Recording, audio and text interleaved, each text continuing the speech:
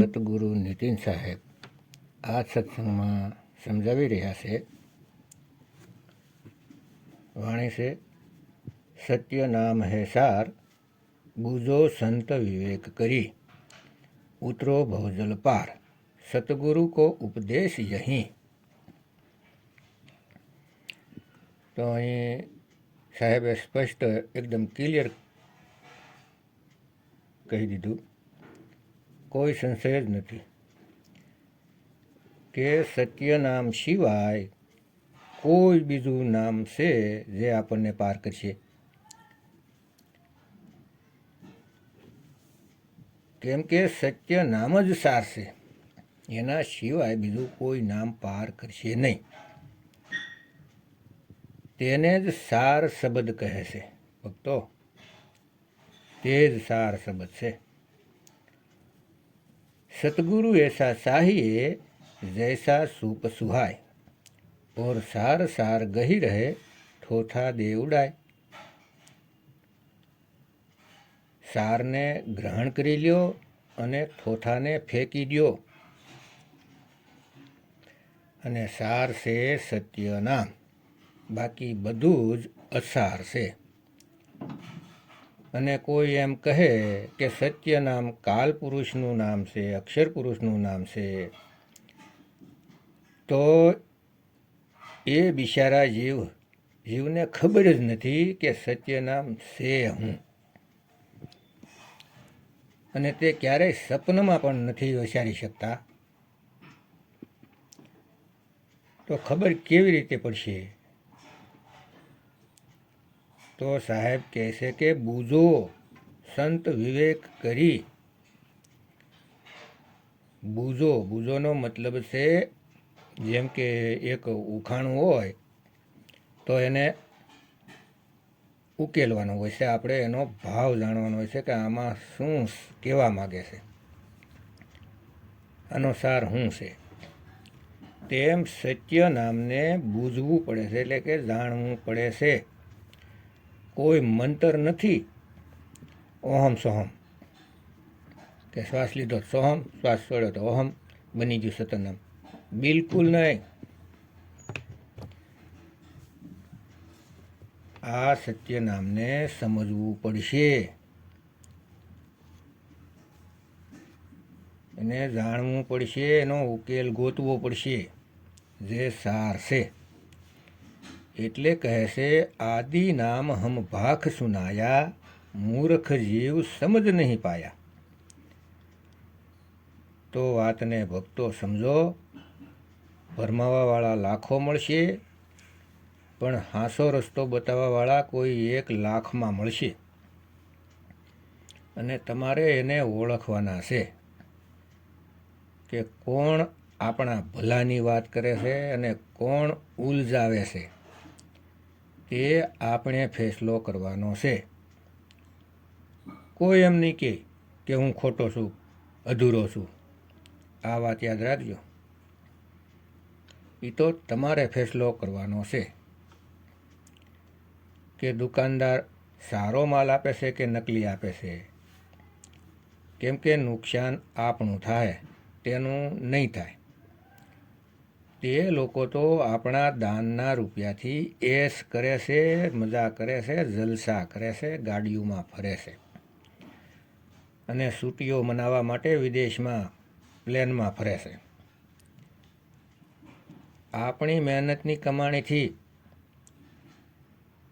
ક્યાંથી આવે છે એની પાસે એટલા રૂપિયા? લાખો કરોડોની જમીન ખરીદવા માટે કોઈ બતાવશો? અરે આપણા જ પૈસાથી જમીન ખરીદે છે. તો હું આ કામ જ કરવા માટે અહીંયા આવ્યા છે, જમીનનો કબજો કરવા માટે? અરે ભાઈ, બધું છોડીને જવું પડશે. પછી ગુરુ હોય કે શેલા, સમજી જાઓ. પોતાના જીવનું કલ્યાણ કરવું હોય તો સત્ય નામને બૂજી લ્યો, જાણી લ્યો. અને સત્ય નામ સિવાય બધું જ અસાર છે. બાબા નાનક સાહેબ કહે છે, એકો સતનામ કરતા પુરુષ. તે સતનામ કરતા પુરુષ છે. આપણે જોયું છે કે કબીર સાહેબના ફોટાની આસપાસ લખ્યું છે સત્યનામ, કેમ કે તે તેના કોડવર્ડવાળું નામ છે. તે કોડવર્ડને ખોલવા માટે એક એવી આત્માને પસંદ કરે છે જેનો વિવેક ખૂબ જ વધારે હોય. ફક્ત તે જ સત્ય નામને જાણી શકે છે અને તે સત્ય નામનો ભેદ બીજાને બતાવી પણ શકે છે. નહીતર બધા જ તે સત્ય નામને જપવા લાગે છે, સતનામ સતનામ સતનામ, અથવા કોઈ બીજું મનમુખી નામ જે 52 અક્ષરથી બને છે તે જ આપને સતનામ ઘોષિત કરી દે છે. અને તે બીજું કંઈ કરી જ નથી શકતા, કેમ કે તેની બુદ્ધિ આનાથી આગળ જઈ જ નથી શકતી. સત્ય નામ હે સાર, બૂઝો સંત વિવેક કરી, ઉતરો ભવજલ પાર, સતગુરુ કો ઉપદેશ યહી. ફક્ત સત્ય નામના આધારે ભવજલ પાર કરી શકો છો. કોઈ તમને ભ્રમિત કરે કે નહીં, સતનામથી પાર નહીં થઈ શકો, તમને આગળ સારનામ આપવામાં આવશે તો તે તમને ભરમાવે છે. આગળ કહેશે, સતગુરુ દીન દયાલ, સુમિરો મન ચિત એક કરી. આ મન અને ચિત્તને એક કરીને તેને યાદ કરો, સુમિરો, જપો નહીં. સુમિરોનો મતલબ છે સ્મરણ કરો, યાદ કરો. સ્મરણ શબ્દ સંસ્કૃત ભાષામાંથી આવેલું છે. તે અવસ્થાને જ્યારે તમે દેહ ધારણ નહોતો કર્યો ત્યારની અવસ્થાને યાદ કરો. સુરતી દ્વારા તેને યાદ કરો. અને સુરતી એટલી બળવાન છે કે તે જે વસ્તુને યાદ કરે છે તેનું જ રૂપ થઈ જાય છે. જેવું વિચારે છે, જેવું ઈચ્છે છે તેવી થઈ જાય છે, તેના રૂપમાં સમાઈ જાય છે. એક સતનામનું સ્મરણ કરો, મન ચિત્ત લગાવીને. છેડ શકેના કાલ, અગમ શબ્દ પ્રમાણ ઈમી. તે અગમ શબ્દ જ્યારે પ્રાપ્ત થશે તો કાળ શેડી નથી શકતો. બંદો ગુરુપદ કંજ, બંદી સોડ દયાલ પ્રભુ, તુમ શરણ મમ રંજ, દેત દાન જો મુક્તિ ફલ.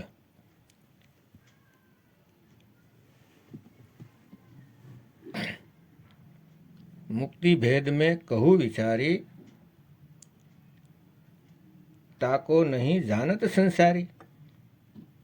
જે મુક્તિનો ભેદ, જે સતનામનો ભેદ હું બતાવું છું તે સંસારી ગુરુ, 3 લોકના ગુરુ નથી સમજી શકતા.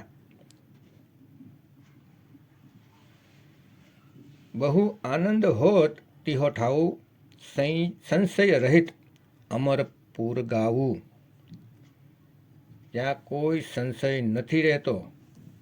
તે અમરપુર ગામ છે, જ્યાં જઈને સુરતી તે શબ્દનો, તે સત્ય નામનો દીદાર કરે છે અને તેમાં સમાઈ જાય છે. સુરત સમાઈ શબ્દ મેં, વાકો કાલ ન ખાય. તેને કાલ નથી ખાઈ શકતો, એને નથી પકડી શકતો. તે પરમાત્મા એક છે અને તેનું નામ પણ એક છે. તે એક નામને આપણે ગોતવાનું છે. ખોજો ખસમ કબીર, તે એક નામને ગોતવાનું છે. તે એક જ નામ સત્ય છે. સુન ધર્મની મેં કહું સમજાઈ, એક નામ ખોજો શીતલાઈ. પૂરા વિવેકથી મન લગાવીને તે એક નામને ગોતો અને તે એક નામ ક્યાં છે. ઘટ ઘટ મેરા સાઈયા, सुनी सेज न कोई, बलिहारी वह घट की जिस घट प्रगट होय। ते एक नाम आपणा ज घटમાં છે, પરંતુ ભેદી ગુરુ વગર નથી મળી શકતું. કેમ કે આ ઘટમાં શેતાન પણ છે. શેતાન પણ આ જ ઘટમાં રહે છે. तेरा साईं तुझ में है और दुश्मन भी तुझ माही. તો ભેદી ગુરુ સાઈ અને શેતાનનો ભેદ બતાવી દે છે અને શેતાન રૂપી મનને અલગ કરી દે છે અને સુરતીને અલગ કરી દે છે અને સુરતીને શબ્દમાં કેમ સમાવાની છે તે વિધિ બતાવી દે છે. નહીતર બધા જ આ શરીરમાં ગોતે છે અને મન એટલે કે કાળ નિરંજનની જાળમાં ફસાઈ જાય છે. તે જ્યોત સ્વરૂપી પ્રકાશરૂપી જાળમાં ફસાઈ જાય છે.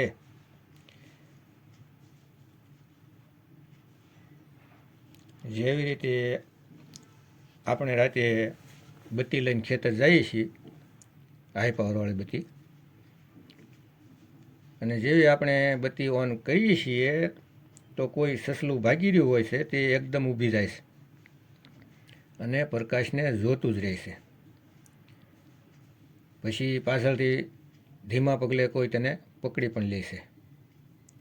તેવી રીતે કાળની પાસે એક જ જાળ છે, તે છે પ્રકાશની જાળ, રોશનીની જાળ. અરબો ખરબો સૂરજ ચમકાવી દે છે.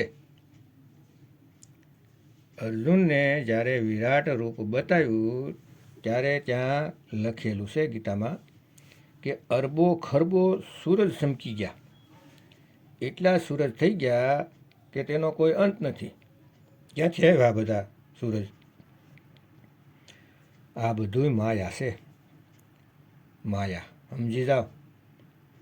કાંઈ નથી જોવાનું, કોઈ લોક નથી જોવાના, કોઈ સૂરજ ચાંદ સિતારા નથી જોવાના, કોઈ પણ દ્રશ્ય નથી જોવાનું. આ બધું મન દેખાડે છે, કલ્પના કરાવે છે અને આપણે તે કલ્પનામાં ફસાઈ જઈએ છીએ.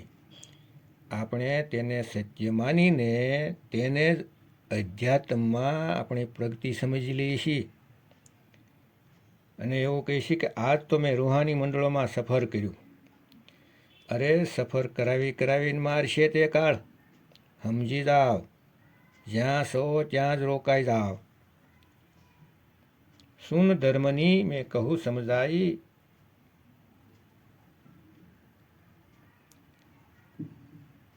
જેહી સુમિરત જીવ હોય ઉબારા, જાતે ઉતરો ભવજલ પારા. એવા ગુરુ ગોતી લ્યો જે તમને એક નામ આપે. કયું નામ? સત્ય નામ.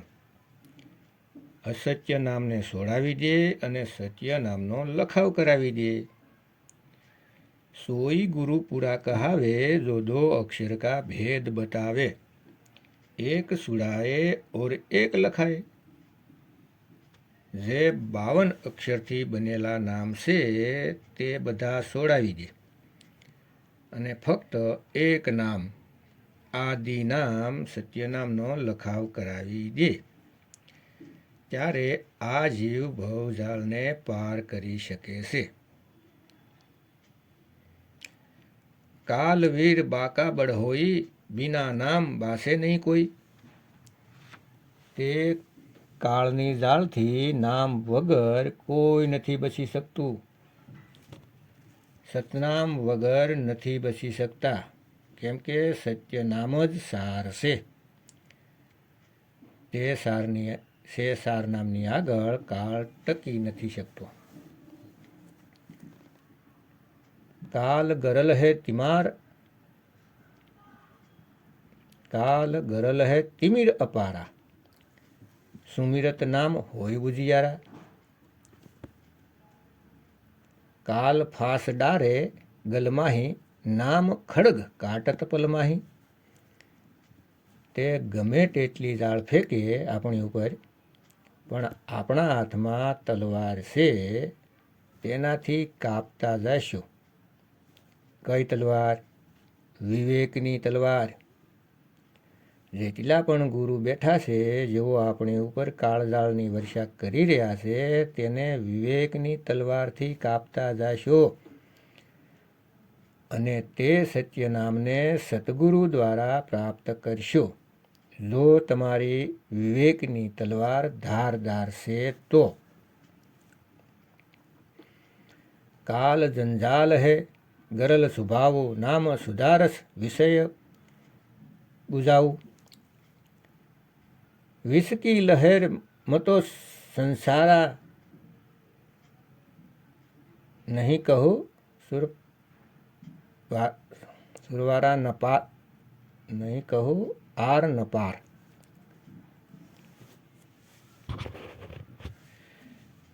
સુરનર માને નામ વિહુના ઓર મુવે જો જલબિન મીના. સુર નર મુનિ કોઈની પાસે તે નામ નથી. તે નામ વગર જ ચાલ્યા જાય છે, અને તે એટલા તડપે છે જેમ પાણી વગર માછલી તડપે છે અંત સમયમાં, કેમ કે નામ નથી. અને કાળ તો પોતાનો દાવ ખેલશે જ. ભૂલ પડે પાખંડ વ્યવહારા તીર્થ વ્રત ઓર નેમ અચારા. તીર્થ વ્રત નેમ આવા આચરણના પાખંડમાં જ ભૂલી ગયા સાર શબ્દને, સત્ય નામને ભૂલી ગયા, જેના દ્વારા મુક્તિ મળવાની હતી. अरे गर्भवास में भक्ति का भूला और बाहर आके उसको भूला. ગર્ભમાં જીવ માલિકને પ્રાર્થના કરે છે કે હે મેરે માલિક, મને એકવાર બહાર કાઢો, હું તમારી ભક્તિ કરીશ, પલ પલ તમને યાદ કરીશ. પણ બહાર આવીને જ પહેલો અક્ષરમાં માથી માયા, માથી મમતા, માથી મોહિની. અરે માયા મમતા મોહિની જીન બિન દંતા જગ ખાયા. તે માયાએ એવા ઉલઝાવ્યા કે 3 રૂપને ઓળખી ન શીખ્યા. માયા મમતા મોહિની. માયા એટલે પૈસા.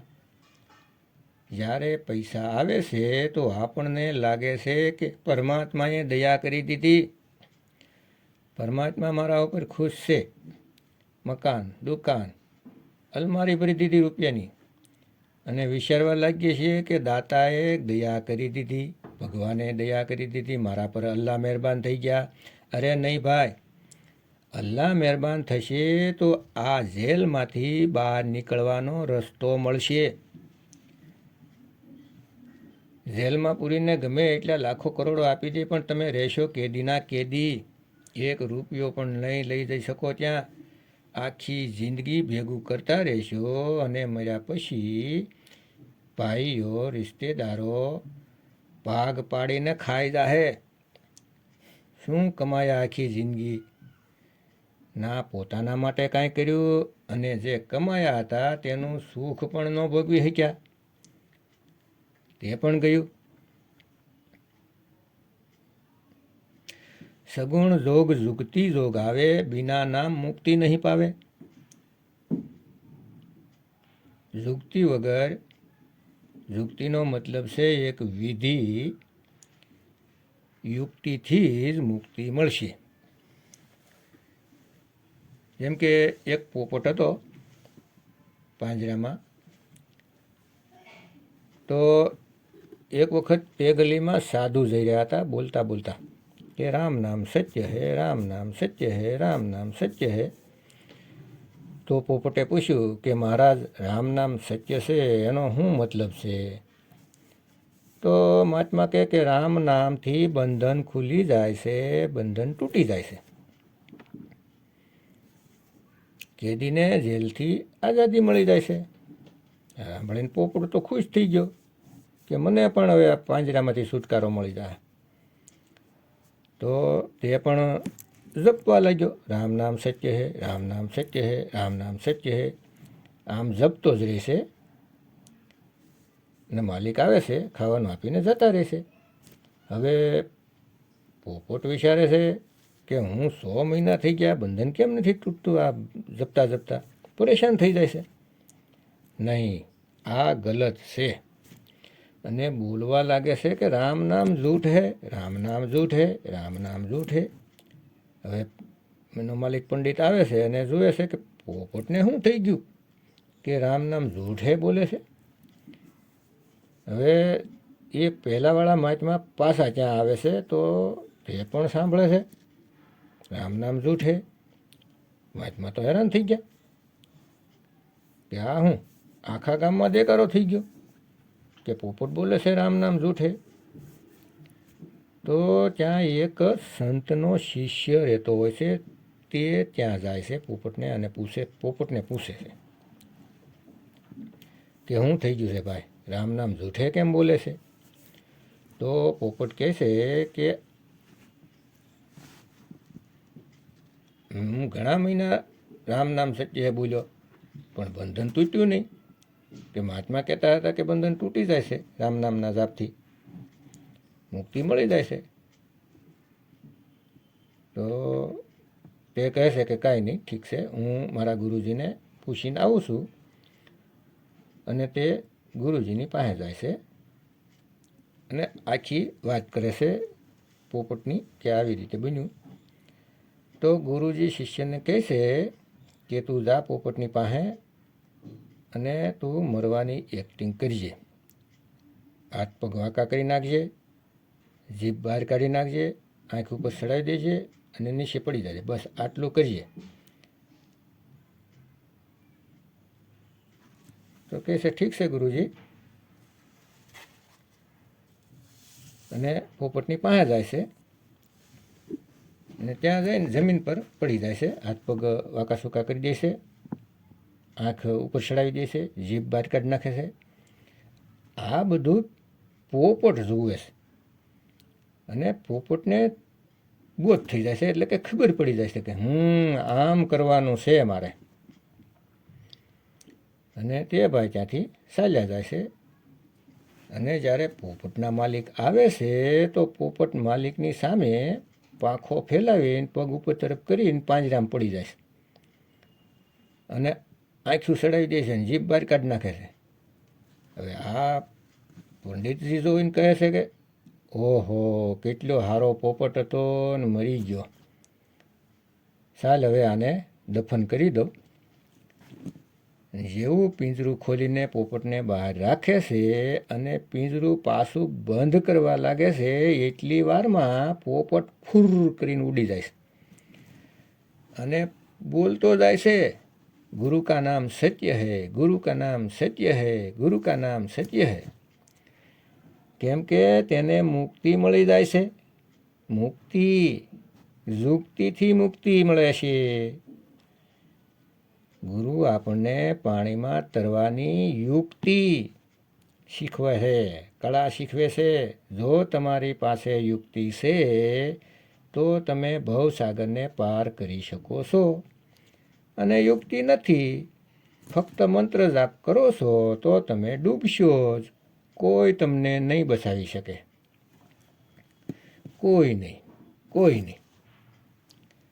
ગુણ तीनों की भक्ति में भूल पड़ो संसार, कहे कबीर निज नाम बीन कैसे उतरे पार.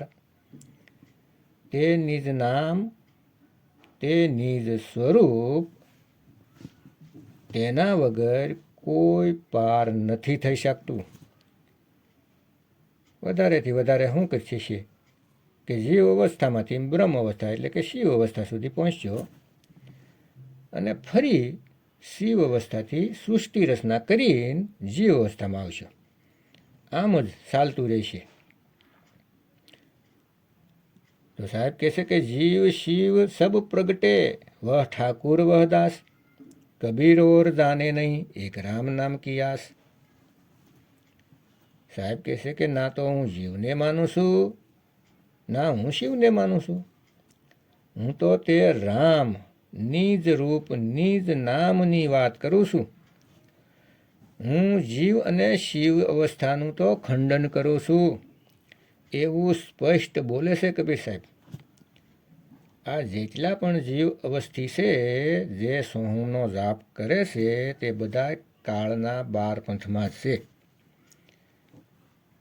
12 પંથનો ભેદ ખોલવામાં આવશે તો તમને બધું જ સ્પષ્ટ જણાઈ જશે કે શું કરાવી રહ્યા છે અમારા ગુરુ.